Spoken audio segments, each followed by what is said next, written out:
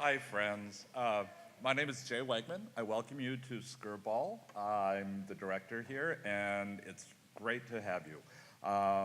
It's Skirball Talks. It's our Monday night series every Monday at 6:30. Next week, we're having Angela Davis. And this night, though, is a very special one with Rubén Blades and his hat. So I am going to introduce Stella Flores, who will introduce this evening. Stella is the Associate Dean for Faculty Development and Diversity at Steinhardt, which is a college here at NYU. And take it away. Thank you.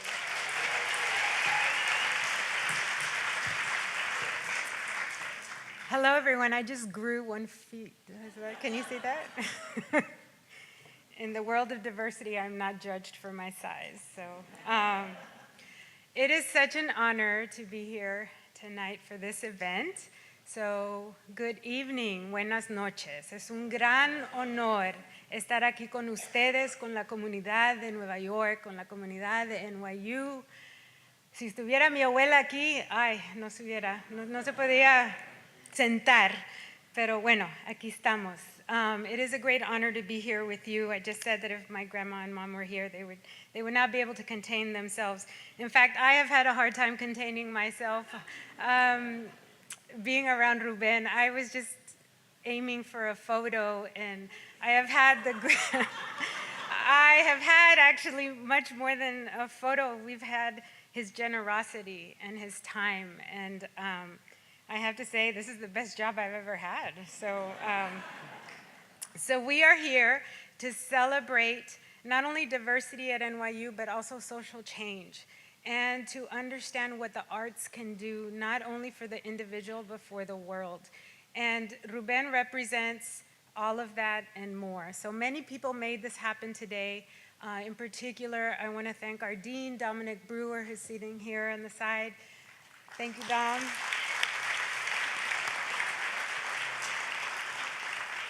And our vice dean, Pamela Morris, when I came into her office and I said, I have an idea, and I think we should really do this. And Carlos Chirinos, who's moderating, was the one that brought us this great idea. Charlton McElwain, who set the stage for us last year.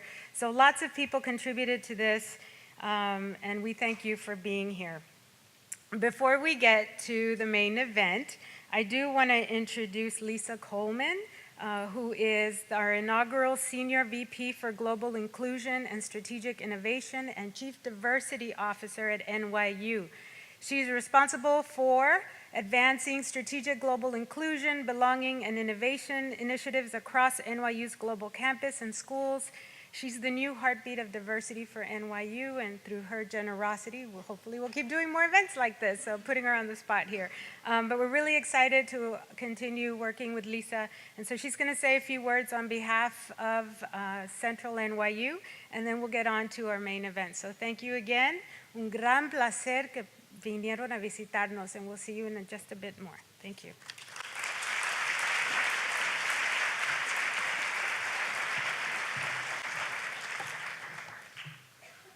Good evening. I'm Lisa Coleman, and I'm really pleased to be here with you all this evening. Thank you to everyone who's made this happen. I'd like to just take a moment. There are a lot of people who have taken a lot of energy and time to put this evening's program together, and there are people who are what I like to call the unseen workers, the caterers, the people who set the room up, who clean the room, all of those things. So if we could just give them a round of applause and thank them for their work.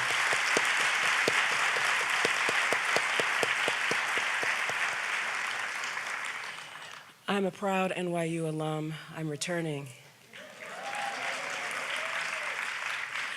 So I've been here for a year now, and I'm learning a lot about NYU, and what I've learned is I love Steinhardt. I mean, I love all the schools, but of course. Steinhardt is doing some amazing work, and when I look around NYU and I think about, and people have asked me, why did I come to NYU? NYU is a bold, innovative, diverse, and inclusive institution. I come from a family, a musical family, actually. My family was from New York. My dad could listen to music, like literally listen to it and play it on the piano or the guitar. My mother plays acoustic classical Spanish guitar. Right. My brother plays 6 instruments: the violin, the drums, the guitar, the piano.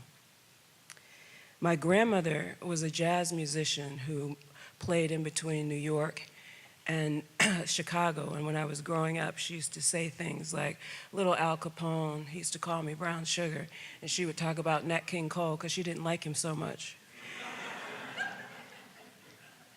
And so these are the stories that I was regaled with as I grew up, stories about New York and about music and about love and transformation and what music can do.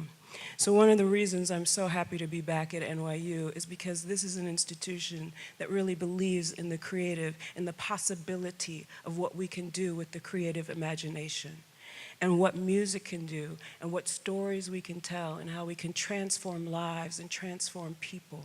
We are in challenging times, and as we know, even the events over this past weekends, which were very disheartening, but what we know about music is that it can bring love, it can bring peace, it can bring community, it can bring healing.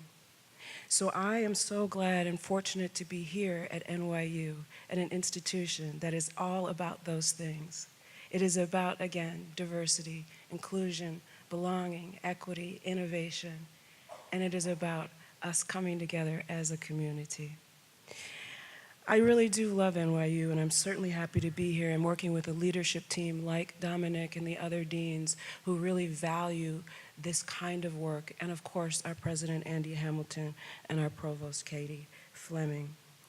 To all of our leaders, thank you for the work that you're doing during these challenging times to bring and educate our students, and of course to our faculty, thank you for all the work that you're doing to bring programs like these to our students.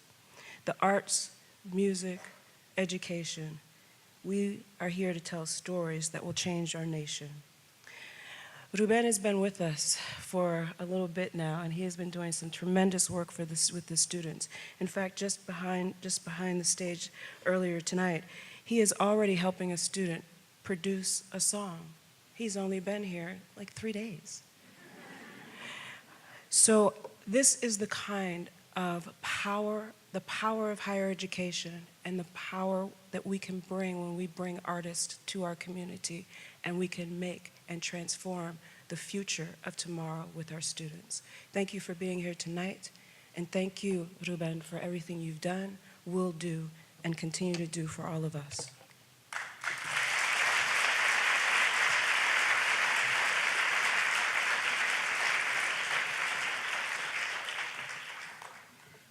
See, I'm so tall. Sorry, I'm not used to being above these. Are you guys ready? Yeah? Okay.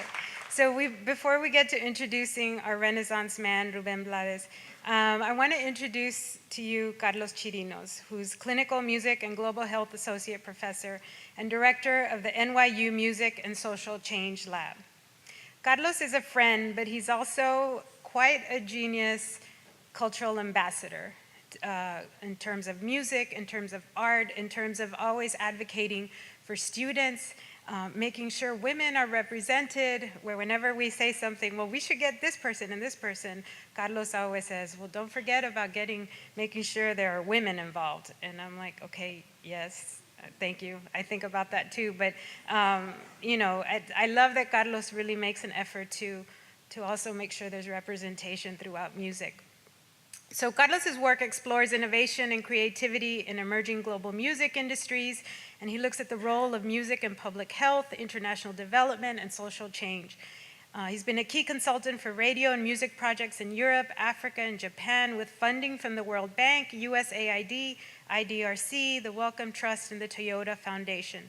He was awarded the Director's Teaching Prize at the SOAS, the University of London, in 2009. You can see why he's such a great fit for Steinhardt, but also to really shepherd our Steinhardt inaugural scholar in residence. So please join me in welcoming Carlos Chirinos.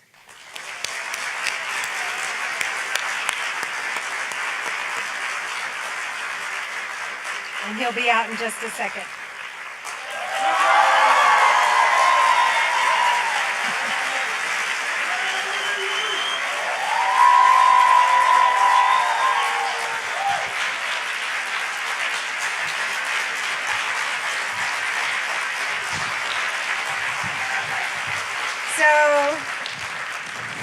this man needs no introduction, but for those of you who are new to NYU, or new to Latin music, or new to ever going to a movie, Rubén Blades is a 17-time Grammy Award-winning musician, 3-time Emmy-nominated actor, activist, lawyer, and politician from Panama. He has also been in 35 films and 3 television series. He has 3 honorary doctorates from Berklee College of Music, University of California, Berkeley, and Lehman College in the Bronx. And I have to say, one of the most wonderful things about Ruben is how generous he is, how kind he's been. He's got a work ethic that can challenge anyone in this world. The man doesn't stop. He doesn't stop teaching, but he doesn't stop learning. And ladies and gentlemen, that's why he's our perfect pick for this university. So please join us in welcoming him. Thank you. Gracias. Welcome, Rubén Blades. Muchas gracias. ¿Cuánta gente aquí habla español? Nos fregamos, ¿vale? No. Well, we're going to do this in English and Spanish, a little bit in both, okay? We want to Yeah. thank the people who don't speak Spanish for being here also. Thank you. Yes. Gracias por estar aquí. Thank you for being here. So before we start, I want to point your attention to a series of images that are going to appear behind us. And those have been curated by the great Pablo Iglesias. Please give him a round of applause. There are images here that even Ruben hasn't seen before. So, Ruben, ¿cómo es tu apellido? Can you tell us what's the deal with your... Is it Blades or is it Blades? And Okay. can you tell us about your origins? First of all, I'm sorry to disappoint some of you, pero mi abuelo, my grandfather was from, he came from the West Indies, Santa Lucia, St. Lucie. He was English, so the original pronunciation is Blades. But and actually, this was never an issue in Panama. Panama, everybody called me, hey, Blade. So it became an issue afterwards when I became more known. Some people thought that I was trying to anglicize my name. I understood the whole thing about Blades versus Blades because I always said Vic Vaporub. I never said Vicks Vapor Rub. So I went to many pharmacies and said I like Vic Vaporub, and they looked at me and said, I'm sure you do. You go to a supermarket, you ask for Tide, and they look at you, and then you said, Tide. So it's been I understand that. What I tell people is I personally, it doesn't matter, it doesn't hurt me in any way if you say Blades, and I myself now say, hola, les habla Rubén Blades, so no one will be offended. We can see at the back a photo of your father. Oh, yeah. Right That there. handsome guy over here. So how come you started in music? What was Well, that? I mean, there's an argument about it being genetics, has something to do with it. My mom was also a musician, a full-time musician, singer, and better singer I'll ever be, and a piano player. And my father was a percussionist. And but as it happens in so many families that are, been working in music, and my mother didn't go to really finish school, and my father didn't finish school. So they really wanted me and my brothers and my sister to go to school and have a better future experience than the ones that they had as musicians. So they were proud of me, of the fact that I sang. The first time I ever sang in public was with my mother, Anolan. And her artistic name in Panama was Anolan Diaz. And she had she presented it herself. She had a show in Panama on Tuesdays when television began. And I remember she used to make $20 per show, and which was for like a fortune for us at the time. The first time I ever sang in public was with my mom. She backed me up in the piano, but that didn't mean that she wanted me to be a musician. So they were torn themselves, you know what I mean? Because they felt proud that I could sing, and then at the same time they said, don't get any ideas. So that's where I got it from. So you went to school in Panama. Yes. What did you do? Well, I loved school. I mean, my grandmother, I have to say that the schooling in the house, I think family, mother, father, grandmother are so important. They were so important to me because they really are the ones that deserve all the credit. My grandmother spent a lot of time with me because my mom was working. She was also a soap radio actress in Radio Panamericana in Panama. She was a radio actress in those days. There was no television, just radio. And my father was working. My mother was working. So my grandmother was in charge of me. And she taught me how to read the house. Well, I remember the day my father found out that I knew how to read. I mean, he was like stunned. You know, I was sitting next to him. He was reading the paper, and I was waiting for him to finish. And I was standing in there, like, you know, and he said, "What do you want?" You know, he said, "I want the paper." He said, "What do you want the paper for?" There's no comic books. There's no comics. I said, I'm not going to see the comics. She said, "What do you want the paper for?" I said, "I want to read it." "And who told you you can read?" And I said, "I can read." And he gave me the paper. I said, "Read that." And I did. And he was like, "Who taught you to read?" I said, "Your mother, my grandmother." I was 5 years old. So anyway, I always loved reading and learning. So going to school, when I went to school, you could only go to school when you were 7 years old. That's when you went to school, first grade. I mean, the teachers didn't know really what to do with me because I was like, I knew a lot of stuff. I was very shy, but I knew a lot of stuff. And so I always loved going to school and whatnot. And you also went to college in Panama. Yes, So we what- went to the university.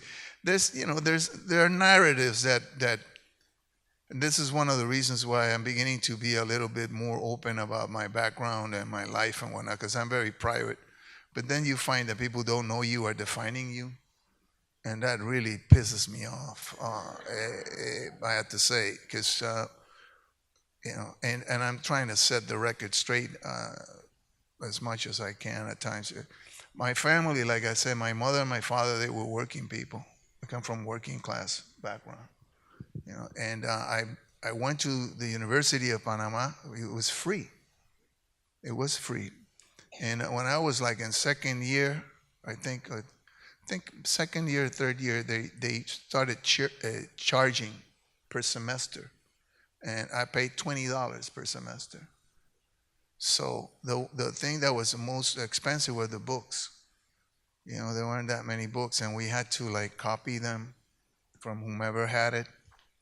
Or when we went to study, when we went for the test, I mean, I took a lot of notes in the classroom, but we usually, if somebody had the book and I didn't have it, what we do is we split it in half, and he would, or she would start from the bottom down, and I would take from the top to the half and then change. But so when I became a lawyer, some people think that I became a lawyer because my father was a lawyer. My father was a cop. My father was a bongo player who then turned basketball player, who then turned detective. So, you know, we bought lottery like everybody did in those days. I still do. Never win. Most I got in the lotto is $4. But so we come from working class background, and I mean I went to school, and then later on I went to Harvard and because it's a kind of long story because I couldn't go to my family left Panama in 73 because of a problem my father had with the military. So I graduated in 74. I was working with people in jail at the time. My thesis was on repeat criminals. And I was working in the jail system. Coiba was a penal island at the time.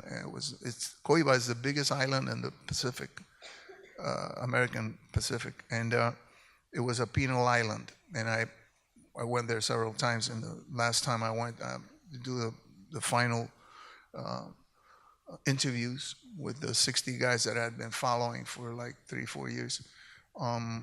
And I finished, and then I finished my thesis, I presented it, and then I left Panama.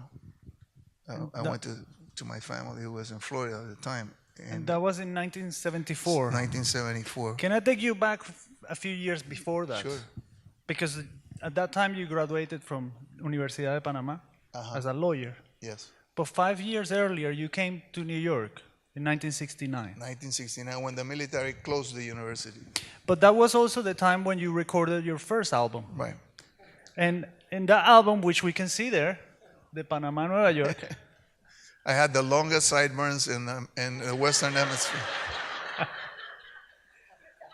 but I think it's the first song of that album. Yeah. It's a song about a guerrilla fighter. Mm-hmm. What inspired you to write about social issues? What inspired you to write about Juan Gonzalez? My decision to write about social issues was very much influenced by my grandmother.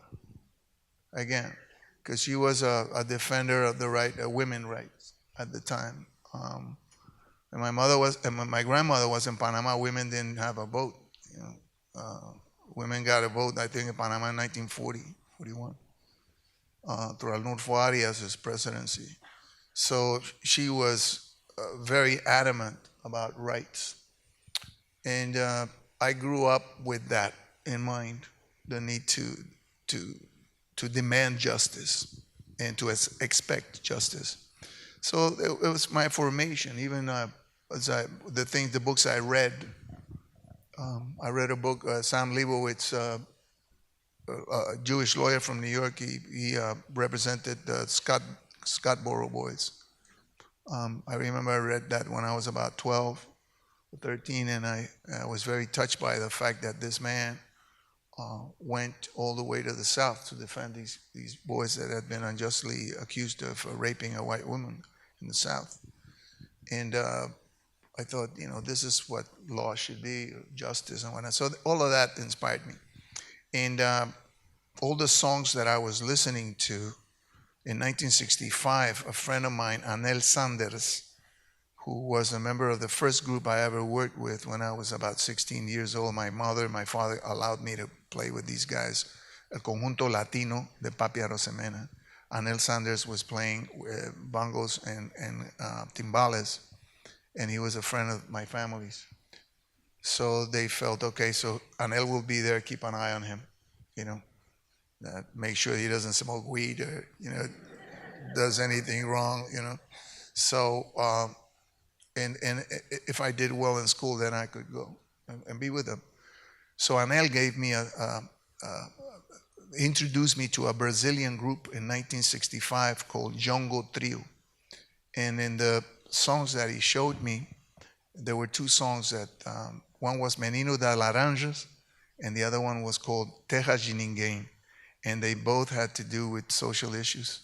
The first was a kid who was selling oranges to help his mom. And the second one was about people who didn't have a place to live. And they were both social themes that were presented in the context of popular music. I never heard that done before. So that also played in my decision to start writing about social issues and use music not just as a way to escape reality, but document it, and at the same time formulate an opinion and a proposal. Hay mucha gente que habla de canción protesta. Yo hablo canción propuesta.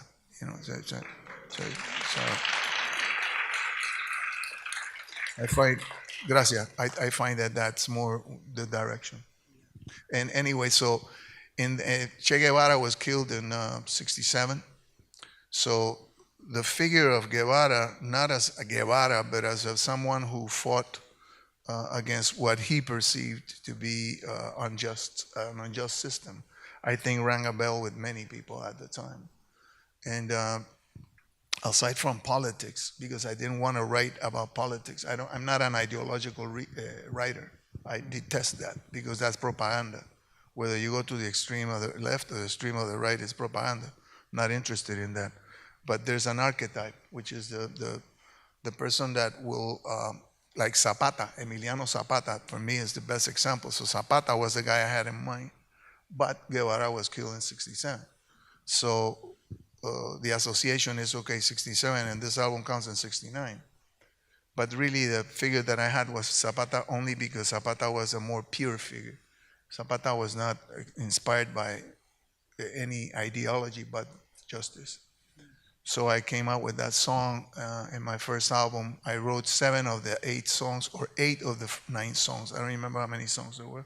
The other song was written by a friend of mine who was playing with me in a band called Los Salvajes del Ritmo. And he was studying medicine. His name is Roberto Cedeño. Still a doctor to this day, a good doctor, and a great friend. And he wrote that song, and I included it in the album. But the opening record was Juan Gonzalez, this guerrilla guy who got killed fighting the dictatorship. And there is a very interesting anecdote about that song in Panama. What was that? The thing is that, as you may understand, I mean, if you go back to 1960, 62. The only countries that didn't have a military dictatorship in America, I think, were the United States, Canada, Mexico, Uruguay, and Chile. And Venezuela had Pérez Jiménez. Right. But okay, so it was just freshly out of the thing.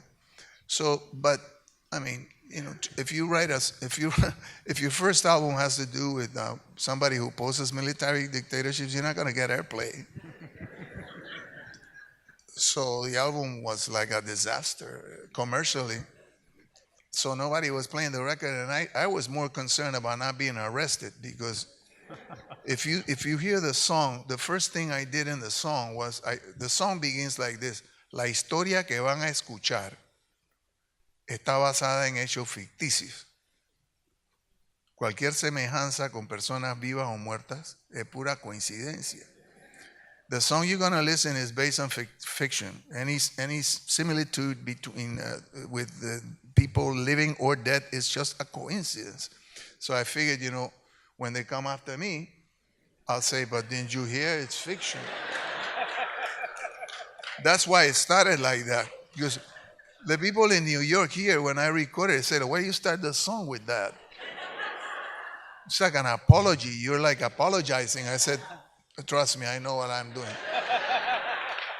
But funny, because nobody cared about the record, so nobody cared. I mean, and then one day, a friend of mine in Panama, one of those guys that you know, but you don't know their name, but you just know them. You know, actually, I spent my life knowing nicknames. There are guys to this day that I don't know their names. I know their nickname. Chopipa. No idea. Mono huérfano. You know, you just know these guys, and that's the nickname. Nobody in the neighborhoods, nobody wanted to give their own name, so in case somebody came asking for them, you would know who they were. So anyway, this guy came over and he said, congratulated me for the record. You know, I thought he was kidding me, and I didn't say anything. And then he said, the song, Juan Gonzalez. I said, what about the song, Gonzalez? He said, very popular song. I said, no, it's not. He said, well, that's the song they played the most at the officers' club of the Guardia Nacional. That scared me. I said, like, really? Why? And he said, first of all, I said, you know what? How do you know this? And he said, well, I work with the company that owns the jukeboxes where they put the music. So I go and I'm the one who collects the money from all the jukeboxes and all the bars in Panama City.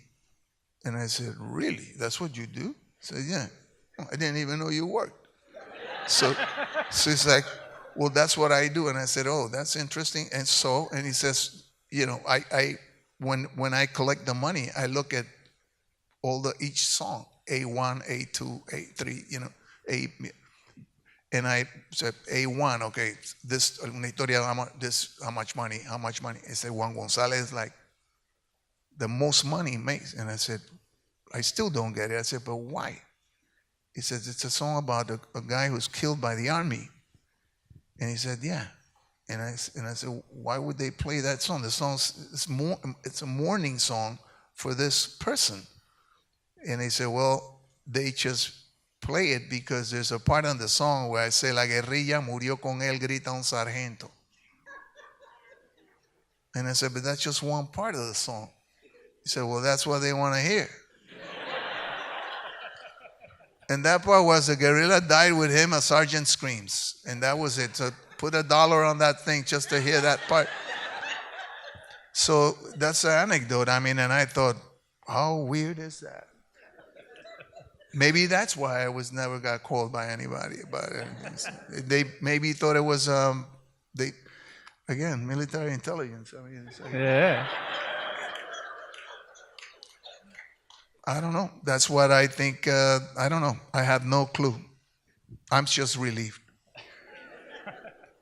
So your early years are very deep. But we're not going to get started. This show is going to get really good.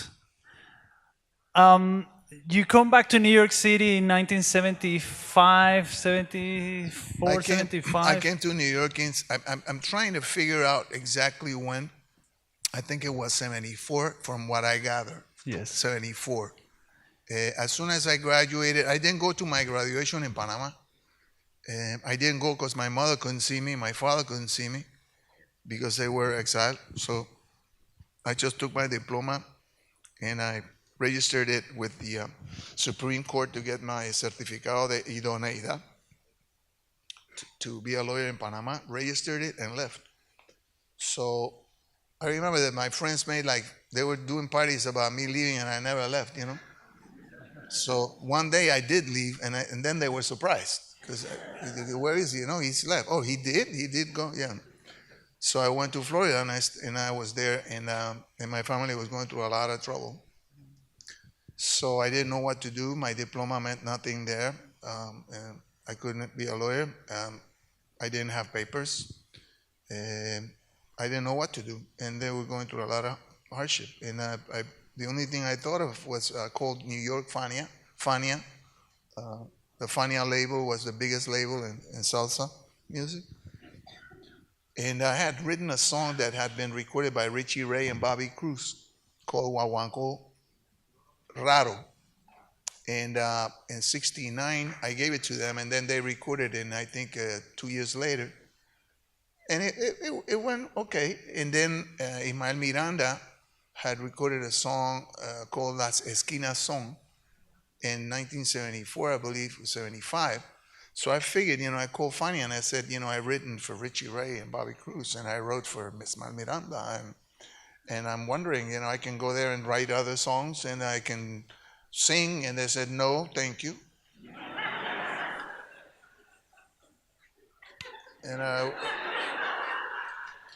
And I went, okay. And then almost hanging up, I said, is there anything there that I can do? Any job? You got any job? And they said, it's funny you ask. Right now, there's an opening in the mailroom.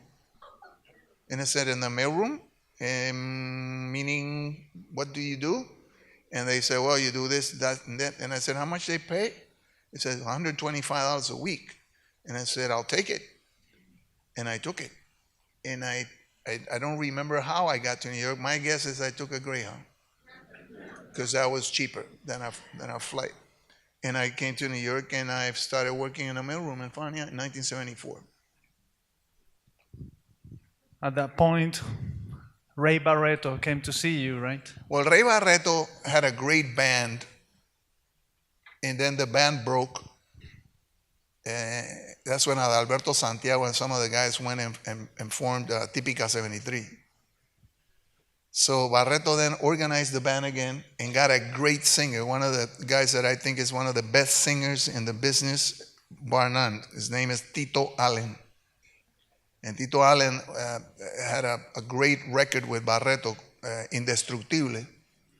And he had a great song called El Hijo de Obatalá. And a wonderful singer. And then he left the band.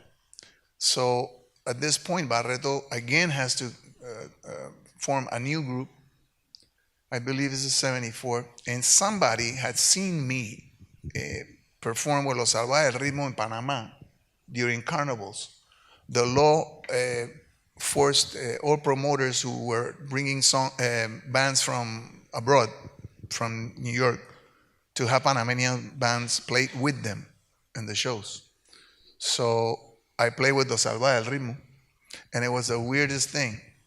The guy, Tuti Delgado, who was the leader of the Salvajes del Ritmo, he didn't want original songs. Because everybody, they didn't care about original songs. They wanted to hear the songs that were being played on the radio. So he chose Barretto.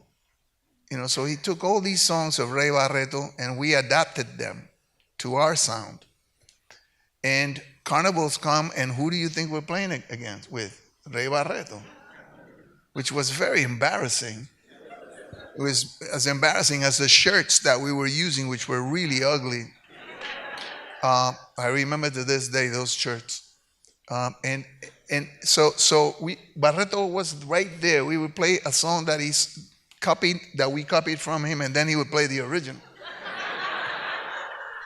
So it was like terrible. So I think that he but I'll tell you something. I'll tell you all something that you think, this is what I learned. I remember one night we're playing carnivals. Oreste Vilato, who's like top percussionist, Oreste Vilato. Oreste was playing with Barretto, and we were playing one of the songs that Oreste had recorded with Barretto's band. And Oreste was standing right in front of our timbalero player, Catalino, all night looking at him, which I would assume that made Catalino very nervous.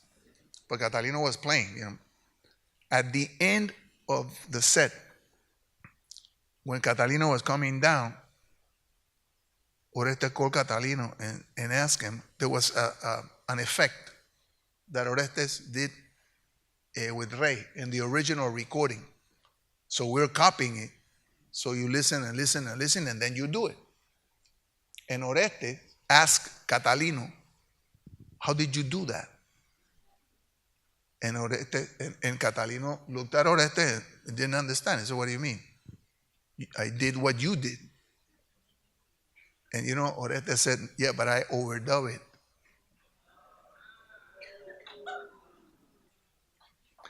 And I'm sharing this with you because ignorance can make you do things that are impossible.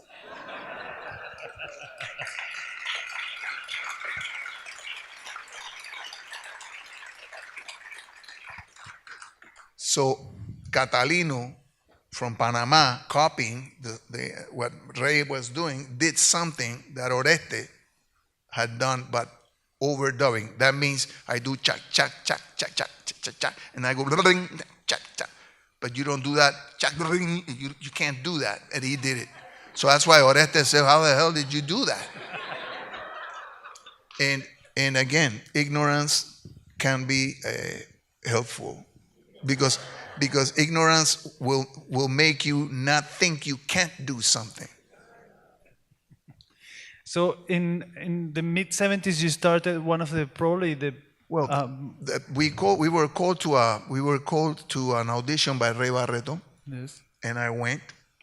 And some people, like I said that guy used to sing with a band in Panama, and he writes songs. And when Ray came to talk to me, and he was very intrigued by me, I have to say, because he had found out like I was a lawyer, and then he's like, "What are you doing here?" And I had to like talk, and I don't know. I mean, it just looked at me like, He said, "Okay, we have there's an audition on Saturday at the Corso Club on 86 and 3rd, And I went there, and there were other guys there. And at the end, Ray chose Tito Gomez, who just got to New York from La Sonora Ponceña, and myself. And then so he had, singers. If one leaves, I got another one, back up. So I started with Ray, and my first show, my first show in New York. I didn't quit my job in the mailroom.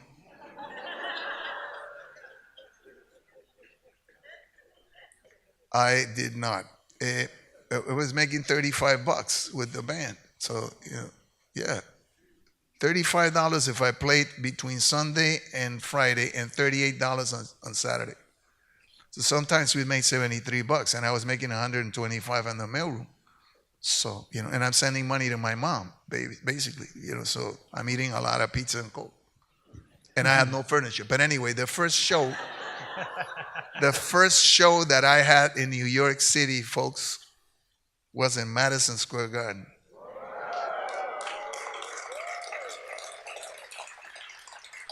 It was July 26, 1974. And I walked out there, and there were 20,000 people in the garden. And I was like stunned. And I was like, wow. And I forgot the lyrics. I did the first verse. And, there's that panic that sets in once you understand that your mind has left you. And it's somewhere in the room, but not with you. And you think, I'm going to die here now. So, debut y despedida. And I said, what, you're not going to be quiet? So I repeated the first verse.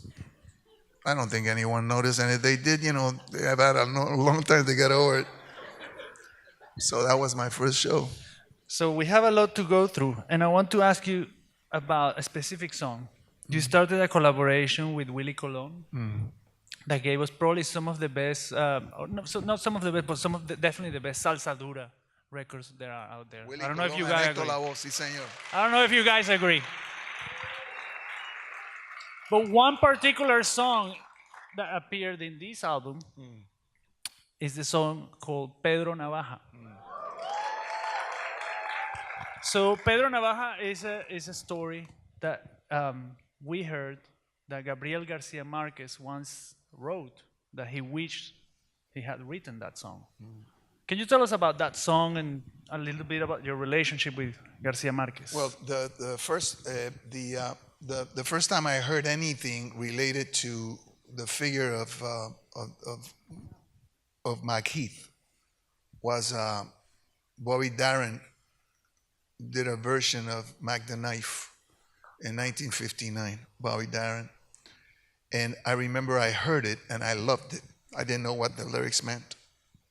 In those days you hear a song, first of all, like I've said, we didn't have a record player in the house still. There were some people who had, I think one or two families had a record player, but they didn't talk to us. So we couldn't hear records in those homes. And it was very hard to get the lyrics because the radios, you never knew when they were going to play that song. So anyway, so you catch a thing here and there, but I loved it. And I didn't, just in time, Scarlet Billows took me like, I don't know how many years to understand what that was. I never really, Scarlet Billows, what is that? Scarlet Billows. I don't know, but you say it, Scarlet Billows. So I got the melody in my head. In Panama in those days, 1959, we had two street gangs that were in the papers all the time. Las Zapatillas Negras, black sneakers, y los Dientes de Oro, golden teeth band, gang. So that was in my head. And then when I came to New York, the pimps in the 42nd Street, that's where the gabán, the jacket comes in, because you don't wear a gabán in Latin America, you're going to die. Yeah. It's very funny because in Panama, they used to sell coats with lana tropicalizada. Yes. There's some kind of sheep that grows in the tropics, you know. It's a sheep that, you know, doesn't make you sweat. It doesn't exist. Lana tropicalizada. So anyway, the gabán is that. And the sombrero de ala ancha is also from the pimp's ear. So I put all those things together, and what I did was that I kept the chord structure because I liked it, and I liked the tension of the half tone growing, the song moving as the story moves. But I created a different story and a different melody because I didn't want to do the same thing that Darren had done. And then I went back. The song, the Mac Heath comes from the opera, Vagabond's opera, John Gay. That's, I think, 18th century, I believe.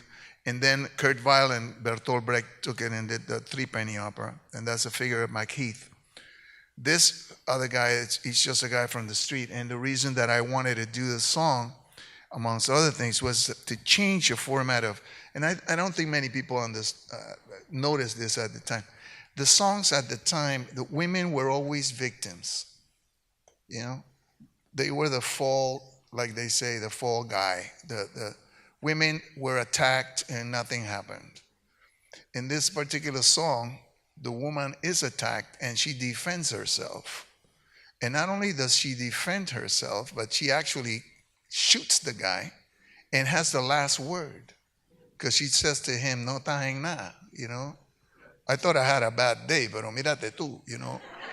So it was one of the few examples of a woman standing up to aggression in her own terms and not being the fall person, you know.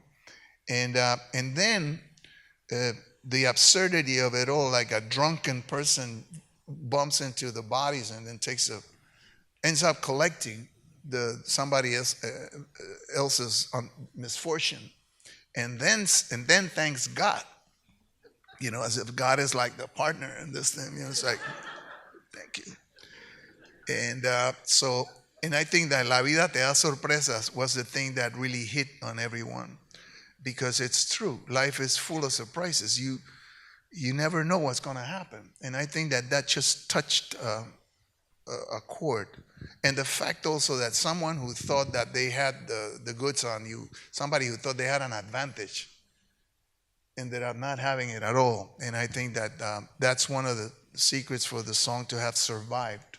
Because at the time, nobody played the song on the radio because it was too long. It was like 7.5 minutes. So, you know, they hated the song, actually. It wasn't like a hit right away. That's not true. I also want to say Luis Perico Ortiz from Puerto Rico did the chart. And the purists, the salsa purists, attacked us, and Willie and myself, because there's a break in the clave at some point. Ba ba ba ba ba ba beep ba da ba ba ba ba beep da ba ba ba. It's cruzado ya ba ba ba ba ba. And we did it on purpose. I asked Luis to do it on purpose because I wanted the dancers to stop and think about what was happening. And the idea was that something had happened on the street. So I want you to stop and go back to it, because I want you to reflect on what was going on. So it was done on purpose. And I say that for Luis Perico Ortiz. Yeah. Because I think Luis is a wonderful arranger, and he deserves to have that clarified. Oh. Then a few years later, you wrote this album. We were dressed, by the way. We all had pants on. And you had your story with Fania, which we're not going to touch here. But this is your first album as a solo artist. Mm-hmm. And this album has a song called El Padre Antonio. Mm-hmm. What inspired you to write that song? We know it, but we want to hear it from you. Well, at the time, I mean, the song, Arnulfo Romero was murdered in 1980. It really, really made me so angry. What had happened and what was going on in Central America at the time. Central America was considered to be a sort of a proxy war between East and West. So, as they tend to do, everyone who opposed the right-wing military genocidal regimes was a communist, a subversive of some sort. And anyone who said anything that didn't adjust to the line at the time, that was the Reagan years, that Central America was a fight against communism. So it was supposedly someone who supported communism, which is not the case, but that's why some people said at the time that Ocaranufo Romero was a communist. And they said that of me, and they said that of whomever that didn't toe the line at the time. And I wrote the song because I was very, very upset with what happened. And because I also felt, and I still do to this day, I mean, I think when you write songs, and these songs at the time that you were writing these songs, the people who were being subjected to the rigors of what was happening would understand that they were not alone. I didn't write the songs for me. I wrote them as a way of I guess for me to a degree in terms of my anger, but and need to express it, but also to let people understand that they were not alone. And that's why Desapariciones was in it as well, and Buscando America. But Padre Antonio was just to let them, at the time, it wasn't only Arnulfo Romero, Rutilio Grande had been killed in 79, the monja Marinol had been killed, raped and killed. The Jesuits, priests were killed as well. So in Salvador, like 2,000 people were killed a month. I mean, it was terrible. Many people don't remember that, but I felt I want to write a song about that. And then the curious thing is, of course, this is 1980, that's 38 years ago, and now Romero has been declared a saint, you know. So, God, you know, it took a while because the Vatican wasn't very happy with him either at the beginning and didn't support him. But, you know, no hay mal que por bien no venga al final. You know, so I'm glad that his sacrifice was recognized, and it was an evolution that he had, which really made it all the more poignant for me. And the song, what I meant to do with the song was to present not just, again, Romero, but the ideal of people who are willing to put their lives on the line for truth and justice and solidarity with others. So your musical life has been like a film, but you also have a career as an actor. And we're going to show you some images here now. Oh, God. About your first film. Oh, Can boy. you tell us a little bit, how did you end up being an actor? I guess vanity.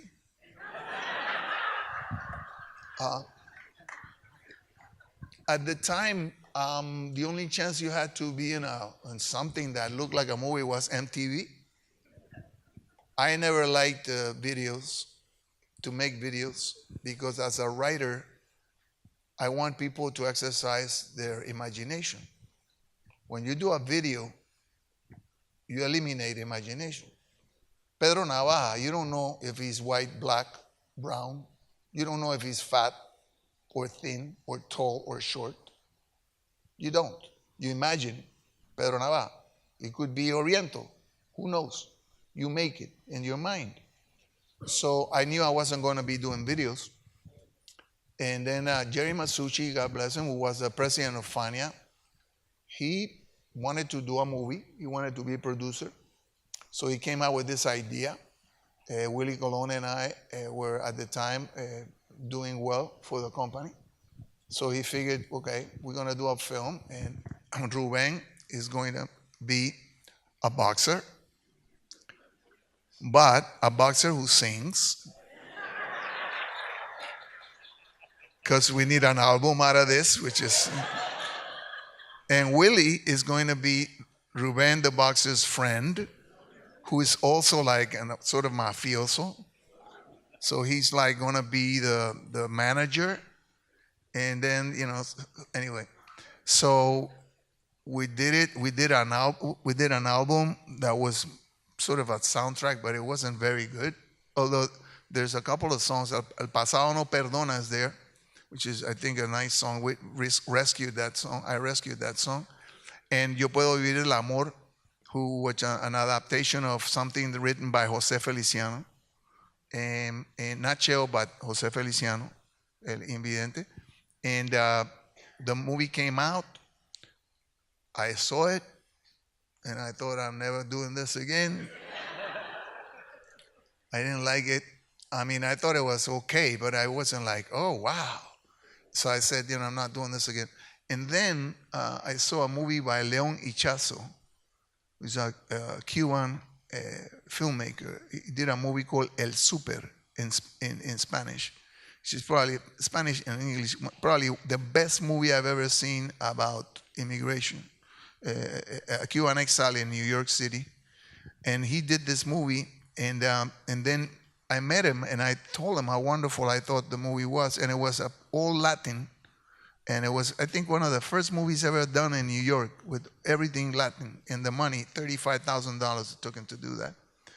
And he said, I'm doing another movie, I want you in it. And I said, no, thank you. And then he said, no, it's a movie about a musician that's in the salsa business and wants to go across. I said, worse, no. I don't want to play that. They're going to think it's me. No, The thing is, he convinced me, as friends to do, and I admired him, and I still do today. And I thought, okay, so I'm going to do this. And then I did it, and at the time there was a guy who wrote for the New York Times, who had a tremendous influence. His name was Vincent Canby. He was a critic, and he gave us a good, review. And then there was a funny thing happened. Somebody named Sam Cohn, who at the time probably was the agent, Hollywood agent, period. He thought that, for some reason, he thought I was great. So he came over and he wanted to talk to me, and I didn't know who he was. And I went and had a meeting with him at the Russian Tea Room. I'd never been there. I had to borrow a jacket and a tie. And I went and I sat with him, and I remember first thing I noticed is he was eating paper. He was eating the napkins. Yeah, I never met an agent before.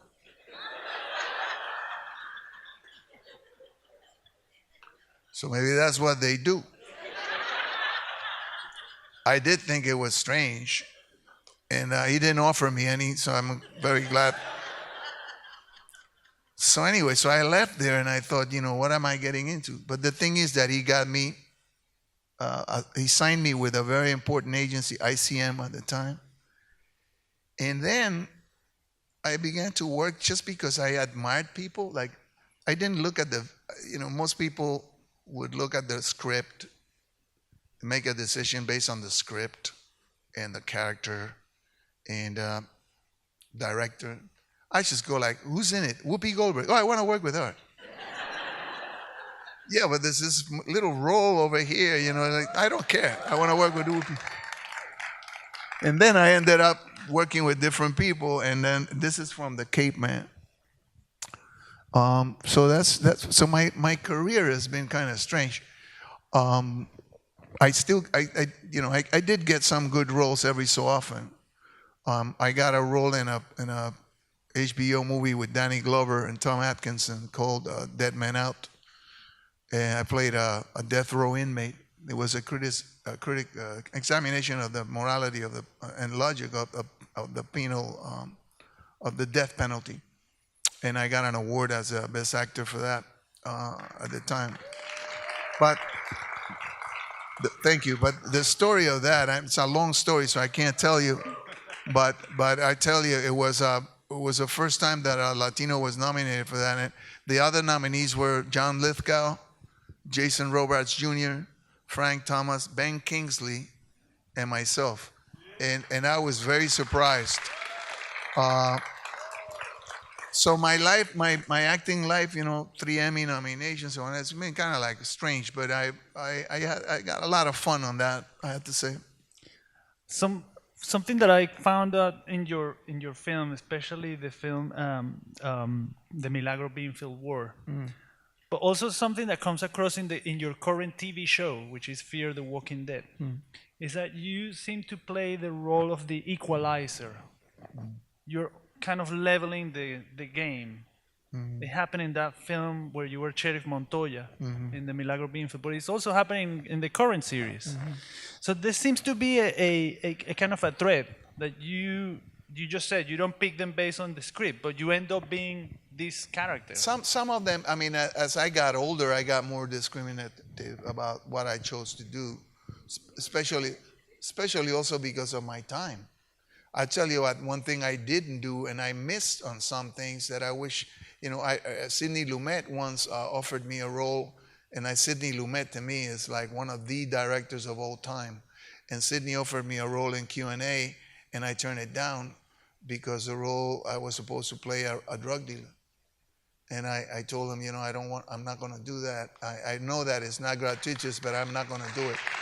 And I have to say I regret it because I would have played it. I mean, but then Sidney Lumet, who knows? I thought I'd had another break, but even then, Sidney Lumet said to me, "Okay, darling, I understand and respect that, but then you know what? Do the music of the movie." So I did the music for Q&A. So I did work with him. I did get to work with him. But you're talking about this. I mean, yeah, I like roles where I'm challenged. I liked when Redford offered me, Robert Redford, this was his second film. The first film he did, Ordinary People, he won an Oscar for. Then he went with this, the Milagro Beanfield War. And Redford offered me the lead role. And I said, no, I don't want to do that. And he was very surprised. He said, why, most people want to lead. I said, I really rather do this role. And he said, well, that's a supporting role. And I said, I really like this guy. And he said, what do you like about him? And I said, he's in the middle. He's trying to make sense of things. The other guy is like, it's more like a Greek tragedy. He's like determined by the gods that this is what you're going to do. This guy is like in the middle of the thing, not knowing to go this way or that way. And I really feel that that's where the tension and the drama is. I'm more interested in that. And the same thing happens with Fear the Walking Dead. I mean, I'm playing somebody who comes from the wars in Salvador, during Central America, the 70s and 80s, and he has created a new personality, running away from the things he did in the war when he was a part of the army and the groups there that were involved in repression at the time. And he's now in Los Angeles, and he's become a barber, and he's just having this underground life. And all of a sudden, the world goes to hell, and every single thing falls out. And it's a great. The Fear the Walking Dead makes very valid questions. What would happen if society, as we know it today, disappears? Religion, law, family, everything disappears. What would we do? What would we become? So I like that this is a flawed character and not an ideal, So it's really, as an actor, it just forces you to go places. And as a person, it makes you think about what would you do and not do in a situation like that. So your life has been music, has been films, but we kind of went forward a little bit. You also have a career as a political activist in Panama. I don't know if I have a career, but I've been around. Well, you did your bits. I want the run. audience to look at the next image. Probably the next one.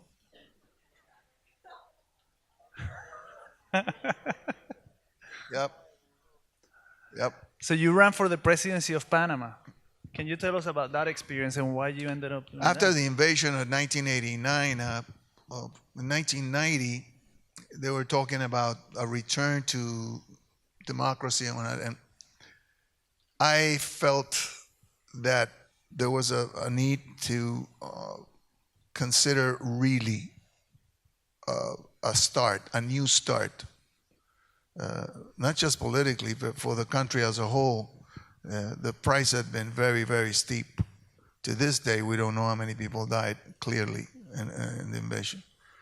And I just felt that what I saw was that the same structure that was in position and that had been knocked down by the military in '68, when the military decided, you know what, the civilians were using us to steal the elections, now we're going to steal it ourselves. We're going to do it ourselves, and now we're going to rule.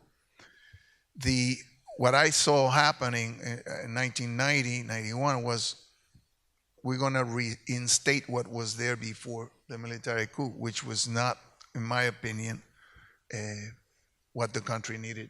And I thought we can maybe try to bring an argument. We can bring the possible structure that is not dependent upon the powers that be and the interests that control. So that was the purpose behind the creation of Papagoro. I did not want really at the time to run myself, but I had to because the attraction was people wanted to talk to me and they wanted me to be the representative. So I said, okay, so we'll do this. And we made I made a lot of mistakes. And one of the biggest mistakes that I made was not to understand that once you get into this, you really have to be there 24 hours, 7 days a week, 365 days a year. And at the same time that I had to deal with the fact that people were looking for a figure. You cannot delegate. I tried to delegate. And you can't delegate. People don't want you to give it to anybody else. They want you to be the person. I didn't get that at the time. And as a result of that, every effort that I did to try to empower other people sort of backfired. I was accused of not being there, not following up on stuff.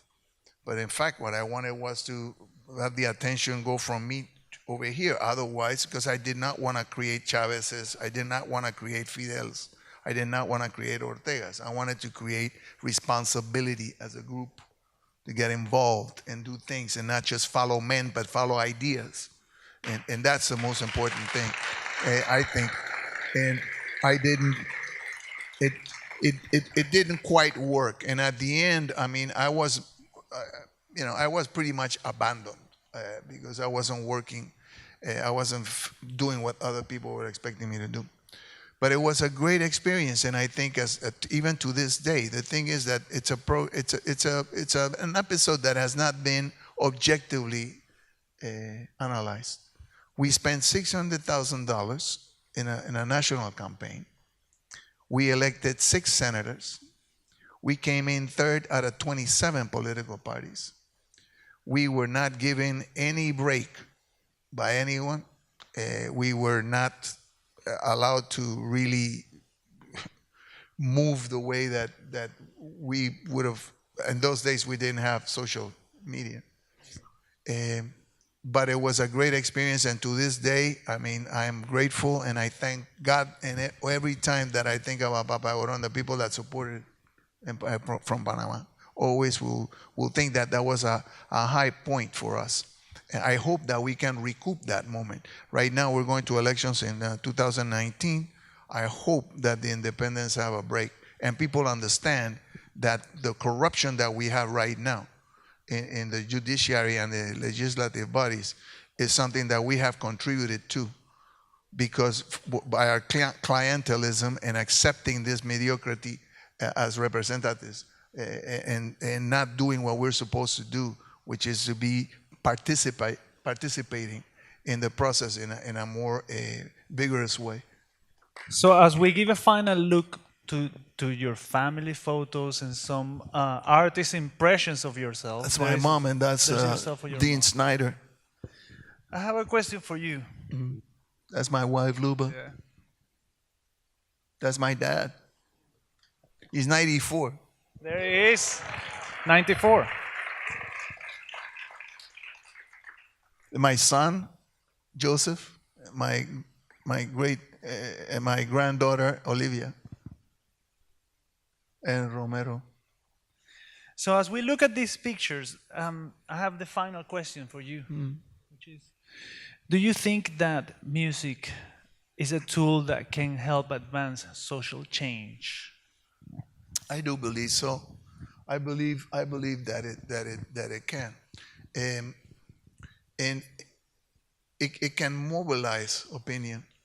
I don't think that Pablo Pueblo's problems are going to be resolved by songs, but I do think that the song can express solidarity and inform on the issue. I think Pablo Pueblo's life is going to be changed through political action. So that's one of the reasons why I not only became involved with the Papa Oro movement, but I also went to Panama from 2004 to 2009 and participated in government for 5 years. I didn't do any music, I didn't do any films, I didn't do any touring, and anything. I just worked in the government. And I came out of it knowing that, in fact, you can change things from government. You can. And that thing that everybody says, no, politics corrupts, the power corrupts. Power does not corrupt. Power unmasks. Different. Power unmasks. Doesn't corrupt you. I did not come out of there corrupt because I was in government. That was not a choice for me. But to the question that can music and arts in general help change? Absolutely. And I'll say this, and it's not just something that I imagine. I mean, it's just the impact that it can have on people. I'll tell you that Uruguay experience. When I left Willie Colon, I mean, I was told by promoters in this city that I would never work again in New York. And one of the reasons was that they were very upset with me because I was trying to create a union, a musicians union. So I didn't work. There was only one group that gave us work, David Maldonado and Juan Toro. They gave us an opportunity to work sometimes in a club in the Bronx. It was very hard to find a job here. So we got an offer to go to Europe. South America, which surprised me. They want us to go to Buenos Aires and to Uruguay. Argentina and Uruguay. I said, but they know salsa there? I mean, so you know what? What do you care? You know, they're calling you, go. You know, so I talked to the band and we got to play somewhere. So we had just finished Buscando America. It was an independent album. It ended up being taken by Elektra, but that's another story. But it was an independent record. It was already done. Nobody had heard it. So we went over and we played in Buenos Aires in 1983 in a gymnasium called Obras Sanitarias. We played with a rock band called Los Abuelos de la Nada. And much to my surprise, it was full. And everybody, you know, and I often wondered why did that happen. And I think that what happened is with the Las Malvinas, after Las Malvinas, a lot of the songs that were played on the radio that were in English were taken out for obvious reasons. And then there were spaces and they didn't know what to do with it. So somebody heard Pedro Nava and they said, you know, play that. And then they played and people liked it. So then they went like, what else does he have? So all of a sudden they started playing my songs, and all of a sudden we got called by a hippie guy. His name was Daniel Greenbank, and he was like a hippie, and he just took us there. So we went and we played in Buenos Aires, and the dictatorship was in position at that time. And I remember they sent people to tape us, which they did. It was very funny because you had all these people with long hair screaming. You know, they knew the dictatorship was leaving. Alfonsín was going to win, but we were being taped. And they made sure that we saw them taping us, you know, and that was fine. Weird, but fine. We went to Uruguay. We played in Montevideo in el Gimnasio Peñarol. And that was a whole different ballgame there. The dictatorship was in position, and they were not going to go the way the other ones were going.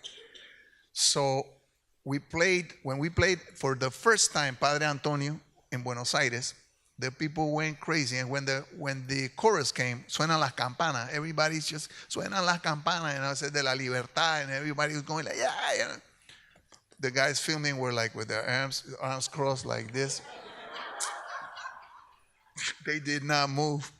And anyway, so when we went to Uruguay, I never been there. It was cold. I mean, for us, Panamanians, you know, when the temperature goes down to 84, we go to churches, you know, see what the hell's going on. What the world is coming to an end, you know. So. Says, ¿qué es lo que pasa? Está tan frío. It's only 78. No, but it's too cold. So we went over, and I was very cold in Montevideo. So I remember there was a technician. I said, can I borrow your jacket? And the guy said, you know, what? Well, he may be cold too, this guy. Imagine if he had a jacket, I was dying. And then I said, you know, can I have a jacket? And can I borrow your jacket? And he lent me a jacket. It was big. It didn't fit me well. So I don't like when I'm going to be introduced. I don't like, y ahora con ustedes, you know, all that stuff. And I know the people that do that are upset with me because I don't like it, because that's their moment to go and say that. And I said, you know, please don't do that. And as a matter of fact, don't say anything. I'll just go out. So I went over, and I had the jacket on, that guy, big, huge jacket. You know, I had a beard. You know, people don't know who the hell I am. They never seen me. So I go out there and I fix the mic, you know. I'm fixing the mic, and I'm going like, hello, hello, hello. Okay. So then I turn around and I kick, you know, so the band starts, and I start singing, and everybody goes, oh. And I said, they thought I was the technician preparing the microphone for the star to come, you know. So anyway, so we started playing, and we getting a good reaction, and I'm, you know, feeling good. And then we played Padre Antonio. And what happened afterwards was, I never in my life experienced that ever again. When we finished the song, we finished, and it was dead silence. Dead silence. There wasn't like a clap or nothing. It was just dead silence. And the band, we're all the guys from New York, they're going like, hey, what happened? I said, I don't know. Why aren't they clapping? I said, I don't know. But you know what? Let's go with the next one right now. And in the back of my head, I'm seeing like all of us in the Panamanian embassy, you know. So like, what's going to happen? I don't know. We played and we finished, and it was fine. And the next day, when we left, and when we're in the plane, I told the guys, man, I was concerned, I have to say. But anyway, so that was the end of that story. You know, not quite. 10 years later, I'm in Buenos Aires. I'm doing a movie with Robert Duvall. We're doing a film out there called Assassination Tango. And Jaime Ross from Uruguay, he's a wonderful musician from Uruguay, he's playing. And I had recorded a song of his called Amándote. So I want to meet him. I never met him. And I don't even know what he looks like, but he's playing in this theater in Buenos Aires. So I found out the address. I was off. I went and bought my ticket. And then I went to the backstage, and I wrote a note, and I said, you know, the guy there looking at me funny said, could you please give this to, and I felt, you know, this is what happens sometimes when I'm playing. I mean, it's the same thing. Say, who the hell are you? What do you want? Get out of here. So, you know, would you give him this? And the guy said, you know, who are you? I said, Rubén Blades. And he just looked at me, and he thought, So he took the note, and then he came out. Jaime, Rubén, ¿cuándo llegaste? And I said, oh, fine, you know, just said hello, I never met you. No, come in. So he made me go in, and the band was there. And the band is from Montevideo. They're all Uruguayans. And one of them says to me, hey, I saw you when you went in 1983. And I said, you know, I have had this question. I know my band has it too, but I said, do you remember that show? well, because I didn't want to lead him, you know. And he said, yes, I do. I said, do you remember what happened with one of the songs that we played? He says, yes, I do. I said, what happened? He said, nobody clapped. No, it was dead silence. And he said, and I said, did you not clap because they were filming you, and or people were concerned that if they showed any support for that song under a dictatorship situation like you were, you would be considered to be subversives? And he said, no, that's not why we didn't applaud. And I said, why didn't you applaud? And he looked at me and he said, we didn't applaud out of respect.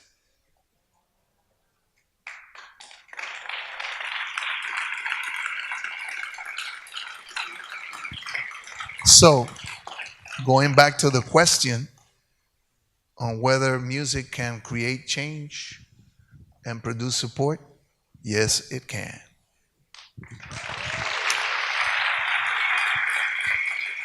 Thank you very much. Thank you. Look out for Rubén Blades' latest album, Medoro Madera, and also the film, Yo No Me Llamo Rubén Blades, that's coming to HBO, and is possibly gonna run for the Oscars in the best documentary film. Yeah, but that's a long shot, that thing. Please give a round of applause to Rubén Blades. Thank you very much. Rubén, Pablo Pueblo, ¿tendrás algunas palabras de aliento para el pueblo venezolano que ahorita está bajo la dictadura de Nicolás Maduro? Bueno, usted sabe que, es decir, yo tengo un blog, I have a blog, que es rubenblades.com. Yo he escrito varios artículos ya sobre Venezuela, sobre la situación en Venezuela. Digo, es una situación muy difícil. Es muy difícil porque todo el poder ahora mismo está dirigido a sostener lo que está ocurriendo en términos legales, las cortes, etcétera. Así que la situación en Venezuela es mucho más difícil de lo que pareciera ser. Nosotros siempre estamos y hemos estado con ustedes en términos de no solo solidaridad emocional también, sino en términos de manifestarnos en contra de lo que está ocurriendo. No sabría qué decirte, cómo se va a resolver eso sin que se produzca un conflicto aún mayor, porque ahora mismo el problema es que se han quedado con las oportunidades institucionales de cambiar el asunto. O sea, cuando ustedes votaron y cambiaron el Congreso, ellos crearon un Congreso paralelo. O sea, que es una situación que yo te digo, yo comprendo la frustración. Sí, digo, están usando todo lo que tengan a su alcance para sostenerse, ¿no? Yo creo, como ocurre y ha ocurrido siempre, que esa es una situación, a pesar de lo difícil que se ve ahora mismo, es una situación que va a terminar en algún momento. Y yo lo que espero que ocurra, y mi consejo sería que los grupos de oposición se unan y creen un argumento nacional que pueda no solamente satisfacer expectativas de un grupito, sino las expectativas de todo el país. O sea, lo que tienen que hacer es presentar un argumento nacional que una al país a través de una nueva constitución, quizás. Así es, muchas gracias. Ahora tenemos otra pregunta por acá. Hola, Rubén. Ajá. No estoy acostumbrada a los micrófonos, anyway. Sí. Una preguntita. La marcha que viene por todo desde Centroamérica, ¿crees tú que es consecuencia de todas esas cantidades de situaciones políticas de invasión que ocurrieron en los 80? Eso es una consecuencia directa, yo diría, lo que está ocurriendo ahora mismo no solamente en Honduras, es decir, todo lo que está ocurriendo en Salvador, etcétera. Pero hay una cosa que es importante establecer, que también hay una gran responsabilidad por parte de los liderazgos políticos que han existido en esos sitios, porque Vietnam, por ejemplo, fue un sitio que fue también desbaratado por la guerra, y sin embargo Vietnam ha sabido cómo organizarse, cómo recuperarse de una situación sumamente difícil, y lo ha hecho porque tenía el personal y la voluntad política de hacerlo. No, y que ellos también lograron conseguir que se les reivindicara, ¿no? Pero Cosa más que allá, no se la ha mayor hecho. reivindicación es la de creer en uno mismo. Es decir, después que tú creas en el argumento, y yo creo que ellos tenían y han demostrado eso. En Centroamérica ahora mismo el problema que la corrupción es un problema que continúa existiendo. El problema de la mediocridad política es un problema que continúa existiendo. Entonces, mientras esa situación de mediocridad no se resuelva, la gente va a seguir yéndose.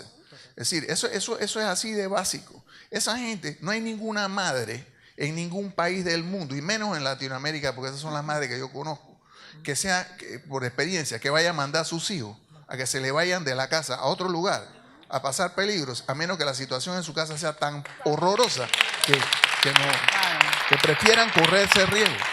Ahora, el asunto es que hay que resolver el problema en los puntos donde están ocurriendo las cosas, porque nadie se va de su casa voluntariamente. Todos hemos salido por alguna circunstancia que nos ha obligado, porque todo el mundo prefiere estar en su país. Ahora tenemos otra pregunta por acá. Hola. I'm going to speak in English because Sí, we've sure, had please, a few please. people already Yes, talking. yes, I absolutely. speak both, but Yeah. I'm a singer and I have a new album that I'm working on right now. And given what's happening in this country, I've decided to do a lot of songs that are about discrimination, about race, about women's rights. And I feel a sense of unease, and maybe it's just a little bit of fear of the backlash that might come with it, even though I'm, supporting all these issues. But I wanted to know, as a musician, can you give us any advice on, I know there was some backlash for you also. I was for 15 years blacklisted. So what advice could you give someone who's about to release a new CD that has these really heavy issues? I gotta say that the first thing that you have to remember is that you're not the only one. You're not alone. Yeah. You're not alone. That's the one thing. That's the first thing.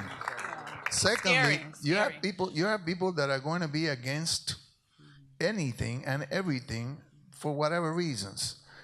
Third, you have to think of yourself as a supporter of one of the biggest things that I think this country has ever produced, which is the Constitution of this country. The Constitution of this country is unique in the world. I mean, what this country has done with its Constitution is create the opportunity for people all throughout the world to come and start anew and develop a government that has no parallel. Forget about the shortcomings of politicians and what they do. I'm talking about the Constitution. So you're supporting that when you express yourself the way that you're responsibly doing. So you're not alone. Do it. Do not expect. I never expected applause, actually. I'm kind of surprised in a way that I'm still working. Yeah, because, and I'm not placing myself as a victim. Victor Jara was a victim, not me. Not me. So I'm not comparing with Victor, but I'm saying everyone in their own measure contributed to make other people feel less lonely, which is what you're doing. So, now remember, you probably are not going to get, radio play, maybe, although now you can do it in the internet. Right. So it's not as if like they control the world. I mean, even when they did, I did survive. So don't worry about that. Gracias. Yeah. I mean, worry, but not worry. You know what I mean? Let me just say a note, just because I see the line growing. Solo tenemos hasta las 8:15. Gracias. O sea que a lo mejor no va a dar tiempo para todas las preguntas. Por favor. Pero you know what? But there's another thing we can do, which is, and I would respond if you write to the email. No, dale el tuyo para que me lo recuerdes tú mismo. Por favor. Ok, yo se los doy. O el de la escuela, Yeah. You know what? You think that I don't, but I do. I respond. I do respond. If I'm telling you, I will respond. Yes. You have a question. Perdón. I'm sorry. It's a personal question. Aquí, Aquí. Your music is changing. I saw you in concert in Malaga. Oh, wow. And wonderful concert, Thank by you. the way. Thank you for going. No, I went for my birthday. I was celebrating my birthday with you. Yeah. Oh, sorry. But You gotta get closer. I know. Don't Estoy worry. nerviosa. No. Bueno, the concert was fabulous. I really enjoyed Thank it. you. But my question to you is, now that you're older, and you're doing. I'm one 70 years old. I know. So the type of music that you're doing is music that you're enjoying. For instance, that you did Roberto Delgado, right? Yeah. And you're doing Frank Sinatra, and you're doing all this type of music. Is this something that you always wanted to do, or you feel comfortable doing it now? Yeah. Are you in your groove now? I always liked swing. In Panama, we heard all kinds of music. You know, we had great DJs. They played anything and everything. So that coupled to the story, my father one day showed up in the house with this huge thing that I didn't know what it was. It was very heavy. It was some people in a truck brought it, and then it turned out it was a record player. And in the record player there were like 7 albums, and we listened to those records in the house. And one of the records that we the actually material from those records I used when I performed with Wynton Marsalis and the Lincoln Center Jazz Orchestra 4 years ago at the Rose Theater. And there's an album that just came out, that came out recently actually, of a live recording that we did. And the songs that you hear there are the songs that I recorded, that I heard in the record player. So now, as you said, and very truthfully, as you get older, you know, you feel freer. You know, you don't dress, you cover up. You know what I mean? No, and you feel more comfortable with saying and doing certain things because you have experienced things enough, hopefully, for you to, you know, to be happier. So right now, what we're doing is that we're doing the Afro-Cuban repertoire with a big band, like Machito did before that, and Tito Puente, you know, so, and Mario Bauza. So now we are incorporating songs that I always wanted to do, but I didn't then. So now we're doing in the repertoire, we're adding Tony Bennett, we're adding, you know, Sinatra stuff. And it's the album, well, the thing I did with Wynton and the band is just out. And there's some songs there with the big band. I mean, we're doing salsa, but also we're doing swing. It's very interesting. And people liked it. I mean, nobody left the theater when we played. And the other album that I'm doing with those songs that you heard in Malaga, that is going to be coming out, God willing, in 2020. Yeah. Sí. Gracias. Yeah. Okay, la próxima pregunta, por favor. Good evening, Mr. Blades. My name is Donna Curtin from Carrasquilla. Ah, bueno. Okay, That's me. Caledonia That's me, and Camp Beard. Okay. One of my favorite albums or songs is West Indian Man. Yes. I'm a firstborn American of Panamanian parentage and grandparentage. Uh-huh. Oh. And so I'm very interested, and now I understand, coming to my own in my 50s, I understand the legacy of West Indian Man. Yep. And hopefully one day we could share with you, myself and the publisher, Louis Vaz. Absolutely. We write La Pollera magazine. Yeah. I'm the La Pollera okay, writer, Okay. which speaks to Panamanian culture here in the United States. Yeah. Okay? Yeah. Panamá presente, verdad. No, muchas gracias. Very nice meeting you. Nice and meeting you. I hope we do get together at some point and do do something the interview but talking about West Indian Man, every time that I play in Panama and we play else, you know, I mean, if you read books on genetics, you understand that we all come from the same place. I mean, and I tell people, you know, if you see a skeleton, you're gonna see bones that are white. You know, you don't know if the person was black, white, oriental. You just see the bones. And my position was, si la muerte no discrimina, que la vida tampoco lo haga. You know what I mean? So when I'm in Panama sometimes, and at the audiences, I'm trying to bring some things out, you know, through humor also, so you don't come up across like this pretty person. And I tell people, like, I know, I see some people here that have a white tone in their skins, but I hope you understand that you're not white. And and it makes people uncomfortable, I gotta tell you. And I said, you know, because we're all from the Caribbean, so the whites in the Caribbean are all suspicious white. Because there was such a mix, you know. So I said, my grandfather, right, he talked like this, you know. And I'm sure that there's not one family in the Caribbean that hasn't had a black or an Oriental person. And there's nothing wrong with that. So I bring it up because when you bring it out, then people feel, I guess, less concerned about something that is such an idiocy. So West Indian man was a way of letting everybody know. Like I said, the chorus says, Granddaddy was a West Indian man. Y creció y murió, y vivió y murió en Panama. So people go, oh, your grandfather was a, yeah, that is where the Blades come from. Yeah, you know, what the background was on that, I'm proud of it, whatever his background, because what I care about my grandfather is that he was not a bad person. That's what I care about my grandfather. Well, I'm going to let you know that I'm going to run for firstborn American of Panamanian parentage. I want to run for some type of political position in New York City. Okay, well, good for you, and I hope I see you again. Mucho gusto. Gracias. Gracias, Papa.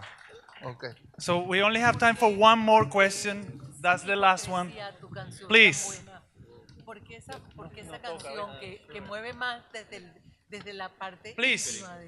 de la familia? La pregunta, que es que nos tenemos que mover. Eso es lo que llega y lo que transporta. Rubén. Hi. Oh, hi. No worries. My name is Sophia. I'm from Colorado, but I am Panamanian born, and so, no, not Panamanian born, Panamanian descent. My mother is Panamanian born, but her mother was born in Cuba, but she came to Panama when she was young, and she always tells me about how when she was young, she was your neighbor. And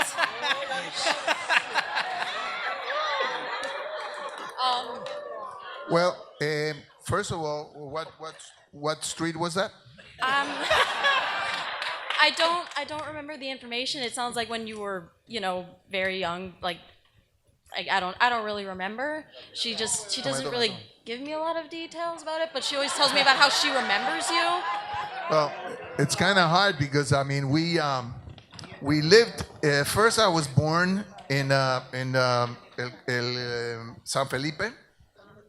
I was born in San Felipe, in a place that burned down. It's no longer there. It was a pension, and then we went to Calle 13 Oeste, and I was there for 3 or 4 years, 5 years, and then we moved to a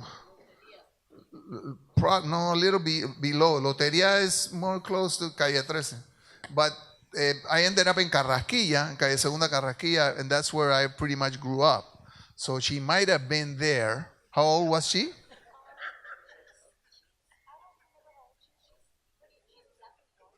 Okay. If she's exactly my age, I don't think she was in Carrasquilla, because in Carrasquilla I only saw 2 girls in the whole neighborhood. In the whole neighborhood, there were 2 girls, and they were protected like Fort Knox. Those girls you would see like, was that a girl? Yeah. Oh my God. They were all boys. And the girls, they never came out. So I knew they existed because I heard people talk about them. And every so often we would see them. And their names were Claudia and Lily. And then in the back, the Kiel brothers, they had Nora and Alicia. So that's the 4 girls. So if they're not those 4, I don't know. But that doesn't mean it's not true. Ya nos tenemos que ir, Rubén. Huh? Okay. That's just, I don't know if you remember our Sonia. You remember the last name? Cubas. ¿Cómo? Cubas. Oh, that may be. That may be. That Cubas. That last name it does ring a bell. Yes. Yeah. Because there were some Cuban families that lived around, and the reason we knew is that they had parties siempre para el Shango, Santa Bárbara. So they had drumming, and then they would invite everybody there. So give her my best. So, por favor, un aplauso para Rubén Blades. Muchas gracias.